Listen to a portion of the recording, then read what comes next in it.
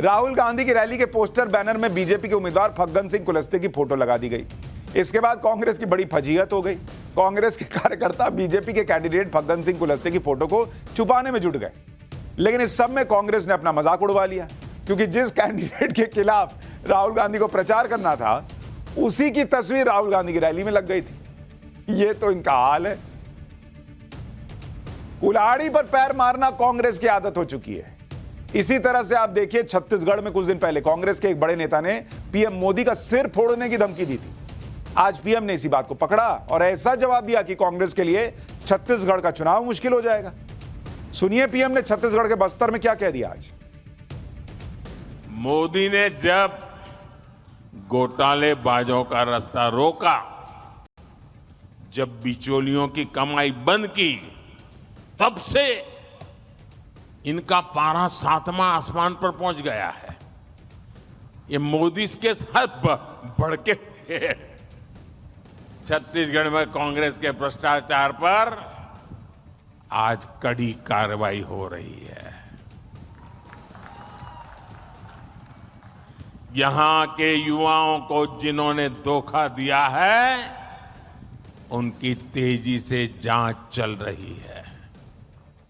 हम नाराज होकर ये लाठी से मोदी का सिर फोड़ने की धमकी दे रहे हैं।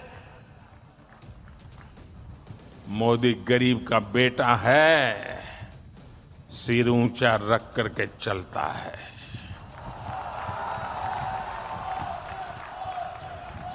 मोदी इनकी धमकियों से डरने वाला नहीं है।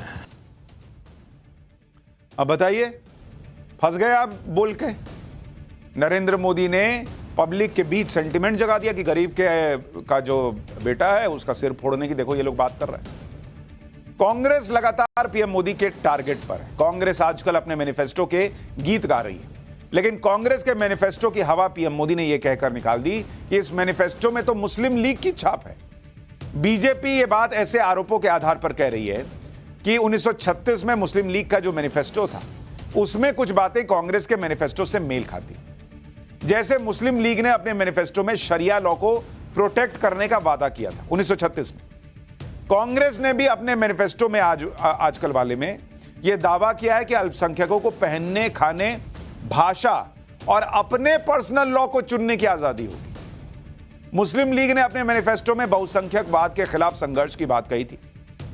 कांग्रेस ने भी अपने मैनिफेस्टो में कहा है कि भारत में बहुसंख्यक की कोई जगह नहीं। मुस्लिम लीग ने मुसलमानों के लिए स्पेशल स्कॉलरशिप और जॉब्स का वादा किया था। कांग्रेस ने अपने मैनिफेस्टो में यह वादा किया है कि विदेशों में पढ़ाई के लिए मौलाना आजाद स्कॉलरशिप को फिर से लागू करेंगे और स्कॉलरशिप की संख्या भी बढ़ाएंगे। अब इसी को लेकर बीजेपी हमलावर है कि जो 1936 में मुस्लिम लीग कर रही थी वही कांग्रेस 2024 में वादे कर रही है। एक बार पीएम मोदी को सुनिए वो कांग्रेस के मैनिफेस्टो पर क्या कह रहे हैं, फिर आगे की बात बताता हूं कि राम मंदिर की एंट्री कैसे हो गई। कांग्रेस तुष्टीकरण के लिए किसी भी हद को पार कर सकती है। कांग्रेस ने जो घोषणा पत्र बनाया है उसमें भी मुस्लिम लीग की छाप है। साथियों, कांग्रेस को आज भी देश के लोगों की जरूरत से कोई लेना देना नहीं है। कांग्रेस के मैनिफेस्टो पर तो पीएम चुन चुनकर हमले कर रहे हैं। साथ ही वो राम मंदिर के उद्घाटन में कांग्रेस के न जाने को भी याद कर रहे हैं। राम मंदिर का जब उद्घाटन हो रहा था तब बहुत लोगों ने कहा था कि कांग्रेस राम मंदिर का न्योता ठुकराकर बहुत बड़ी गलती कर रही है। उस वक्त तो कांग्रेस को समझ में आया नहीं, लेकिन आज चुनाव के वक्त यह कांग्रेस को भारी पड़ जाएगा, क्योंकि पीएम मोदी बार बार इस बात को सबको याद दिला रहे हैं। याद करो कैसे कांग्रेस ने राम मंदिर का न्योता ठुकरा दिया। छत्तीसगढ़ में भगवान राम का ननिहाल भी है, इसलिए बस्तर में पीएम मोदी ने राम मंदिर का जिक्र भी किया। और बस्तर में क्या बोले वो सुनिए, फिर उस सीट की दिलचस्प बात भी बताऊंगा जहां पीएम मोदी आज प्रचार करने गए थे। रामनवमी बहुत दूर नहीं है। इस बार अयोध्या में हमारे रामलला टेंट में नहीं बल्कि भव्य मंदिर में दर्शन देंगे।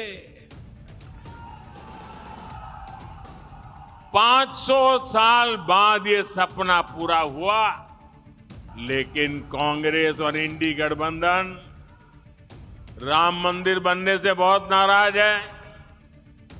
कांग्रेस के शाही परिवार ने राम मंदिर की प्राण प्रतिष्ठा का न्योता ठुकरा दिया। कांग्रेस के जिन नेताओं ने इस कदम को गलत बताया, उन्हें पार्टी से निकाल दिया गया। प्रधानमंत्री मोदी ने आज छत्तीसगढ़ की जिस बस्तर सीट पर प्रचार किया, वो दरअसल नक्सल प्रभावित सीट है, जहां 19 अप्रैल को वोटिंग होगी। बस्तर का सियासी गणित भी बड़ा दिलचस्प है, इसको भी सुनिए। साल 1998 से यह सीट बीजेपी का गढ़ रही है। 1998 से 2019 तक यहां बीजेपी का सांसद रहा है, लेकिन 2019 के बस्तर लोकसभा चुनाव में बाजी पलट गई।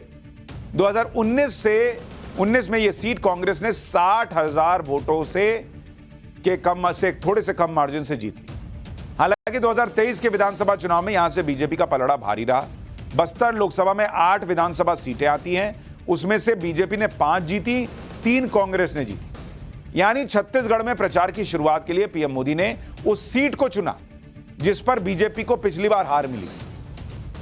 और मैं कहता नहीं हूं ये बार बार कि प्रधानमंत्री नरेंद्र मोदी जो टॉपर बनने की बात करते हैं, जहां जहां कमजोरी है उस पर पहले फोकस करते हैं। मतलब जैसे बच्चा टॉप करना है तो पहले वो पढ़ लेता है जहां पिछले बार कम मार्क्स आए, वो वहीं से शुरू कर रहे हैं जहां पिछले बार हारे।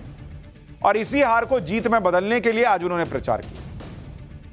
इसी तरह से पीएम मोदी ने आज महाराष्ट्र के चंद्रपुर में रैली की। चंद्रपुर सीट महाराष्ट्र में बीजेपी के गठबंधन में बीजेपी के हिस्से में आई है और यहां से महाराष्ट्र बीजेपी के प्रमुख नेता सुधीर मुनगंटीवार कैंडिडेट है। सुधीर शिंदे सरकार में मंत्री भी है। पीएम ने चंद्रपुर में रैली करके महाराष्ट्र में भी चुनाव प्रचार अभियान की शुरुआत कर दी। महाराष्ट्र में पीएम मोदी की ऐसी कम से कम 10 रैलियां होने वाली। पीएम ने चंद्रपुर में क्या कहा, एक बार वो भी सुनिए। इंडिया अलायंस के लोग दक्षिण भारत को अलग करने की धमकी दे रहे हैं। इंडिया अलायंस में शामिल डीएमके पार्टी सनातन को डेंगू, मलेरिया कहकर उसके खात्मे की बात करती है और कांग्रेस नकली शिवसेना वाले उन्हीं लोगों को महाराष्ट्र में लाकर उनसे रैली करवाते हैं।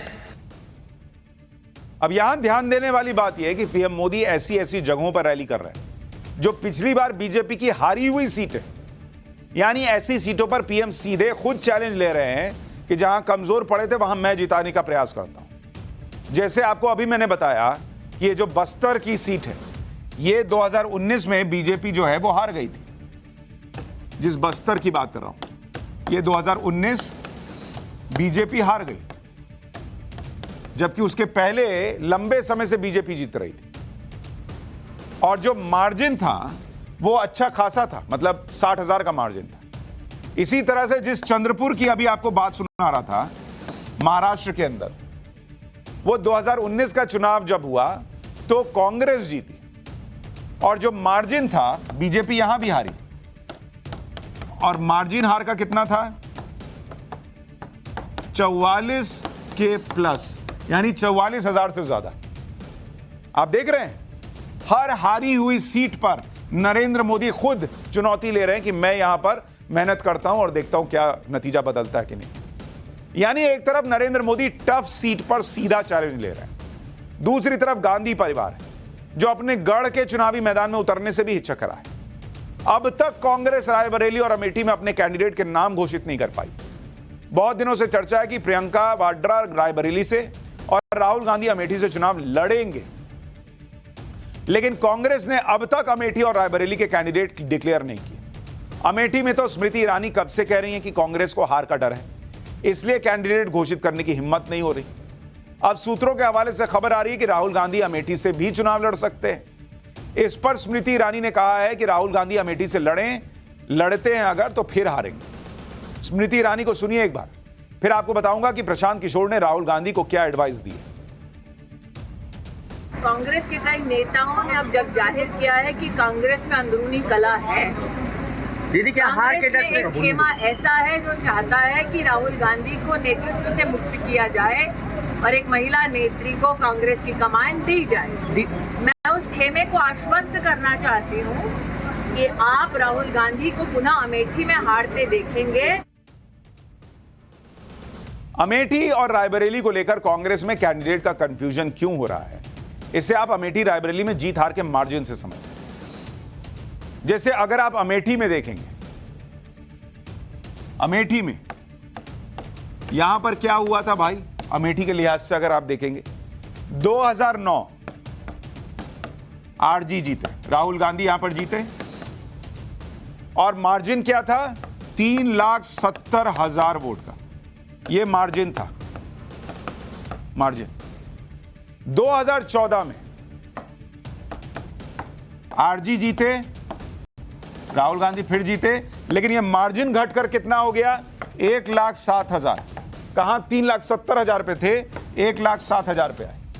और 2019 में आरजी हार गए और मार्जिन क्या था, 55,000 वोट से हारे, 55,000 से।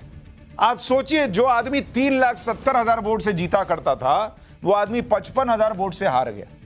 और इसीलिए स्मृति ईरानी कह रही है कि इनकी हिम्मत नहीं हो रही है इस बार वहां से उतरने की। इसी तरह अगर आप रायबरेली देखेंगे, जो कांग्रेस पार्टी का गढ़ है, लेकिन सोनिया गांधी इस बार वहां से राज्यसभा चली गई हैं, अब दूसरी जगह से वहां नहीं लड़ रही।